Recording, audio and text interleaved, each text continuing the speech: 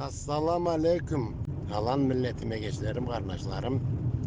Ma bu ketken keçe Kruglasuut aptekanı işlep geledi. Birgeme yaşagan. Sabilen anası. Keçe men dağlay korkmasın dep. Köz kulak bola baran emete turamada. Batalpaşinski şaharda yaşaybız. O Batalpaşinski şaharda bu keçe işlegen aptekaga şiprisle suçukla tabletkala izlep bir takıyındı aytırım da kelmeydi. No, aytırga gerek zat dol. 100 sabi kirgen esele mabi geçe keçe ortasından atlap 20 yıl bola turgan. 18 yıl boğan. Kaydam 25 boğanda bolur işlerinde. 100 bala kirgen ese Toğustanı Karaçay balalalla. Mani körüp duramay men işim küyüp karıum jetmey neterge bilmey. Molduk yıllık Karaçay milletini yukurup bara turat. O keçe şprit albaylangan 17-18 yıl boğan balana tası blanası kaydalla bir geçe. Anga kim cevap versin? Manı moha parlanacağız milletke birbirine söyleşik aytığız. Irıskı bu dünyanı kıdı. Irıskı bu dünyada kallıktı.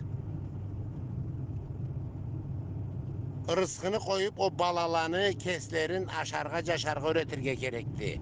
Alaga rızkı ciyarga gerek düldü. Keçe balası şprit sal baylangan ata ana anga ne zatı rızkı ciye baylan Allah. Anga rızkı gerek düldü. Hey Karaçay millet.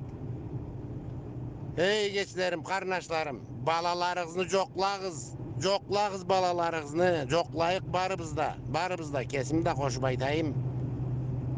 Allah saklasın o yıllıktan. Har kimdi balasında. No kaytarıp aytam aytırım kelmeydi. No aytmay kalaytayım.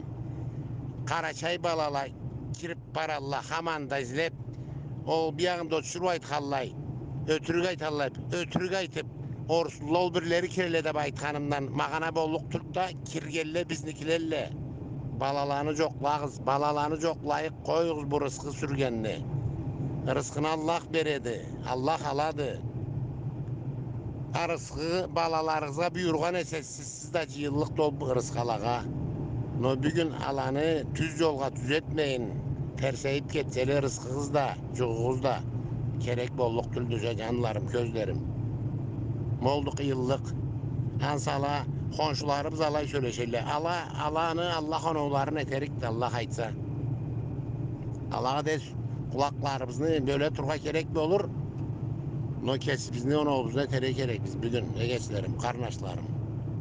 Atala, anala, kart anala, kart atala, coklağız balalarını coklağız.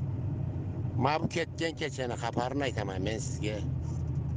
Ma bu geçe, molap dekan içine eması bulabır.